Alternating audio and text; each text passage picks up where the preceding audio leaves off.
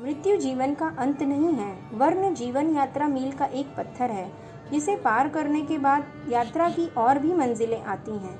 पंडित श्री राम शर्मा आचार्य। पुस्तक का नाम मरणोत्तर जीवन एवं उसकी सच्चाई। क्या मृत्यु के बाद जीवन समाप्त हो जाता है या चेतन सत्ता का कोई अस्तित्व रहता है? क्या पुनर्जन्म में कोई सच्चाई है? क्या है नियंता का कर्मफल? मृत्यु और उसके बाद का जीवन हमेशा से ही कौतूहल का विषय रहा है।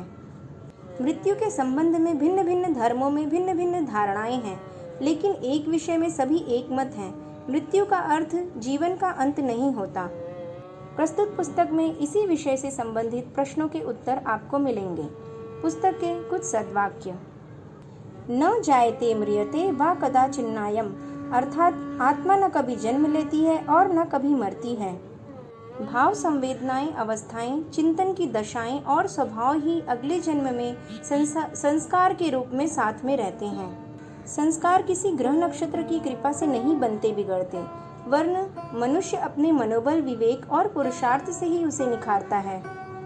मृत्यु एक सामान्य घटना है, उतनी ही सामान्य जितना कि पुराने वस्त्र बदलना और नए पहनना। इसके संबंध में चिंता, भय और दुख का एक ही कारण है, मृत्यु के संबंध में अज्ञान। पदार्थों का रूपांतरण ही उनका पुनर्जन्म है। कर्म का फल जब पकता है तो जाति या जन्म, आयु और भोग के रूप में प्रकट होता है। अंतिम समय जिस जिस भाव का स्मरण करते हुए मनुष्य शरीर छोड़ता है, सर्वदा उसी भाव के आश्रित होकर उसी भाव को प्राप्त करता है। पुस्तक के मुख्य बिंदु। क्या मृत्यु जीवन का अंत है? पुनर्जन्म सिद्धांत को भलीभांति समझा जाए। चेतन सत्ता का अस्तित्व मृत्यु के बाद भी। मरण के उपरांत पुनर्जन्म सुनिश्चित। मरण सृजन का उल्लास भरा पर्व। मृत्यु इतनी भयानक नहीं जितना हम समझते हैं।